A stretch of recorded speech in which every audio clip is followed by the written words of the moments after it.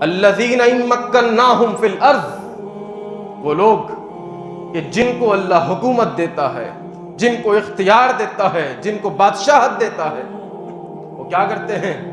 حکومت ملنے کے بعد کیا کرتے ہیں؟ رب فرماتا ہے اقاموا الصلاۃ، وہ نماز کو قائم کرواتے ہیں، وہ آتوا الزکوٰۃ، وہ سسٹم ایسا بناتے ہیں کہ مسلمانوں کا ایک بیت المال ہو، اس میں زکوٰۃ جمع ہو، اور ہر سال زکوٰۃ جمع ہونے کے بعد سارے مسلمانوں کا جو ہے وہ اس سے خیال رکھا جائے۔ وَأَمَرُوا بِالْمَعْرُوفِ، وہ نیکی کا حکم کرتے ہیں، وَنَهَوْا عَنِ الْمُنْكَرِ، وہ برائی سے روکتے ہیں، وَلِلَّهِ عَاقِبَةُ الْأُمُورِ، یہ اعمال کرتے ہیں اور انجام اللہ پہ چھوڑتے ہیں۔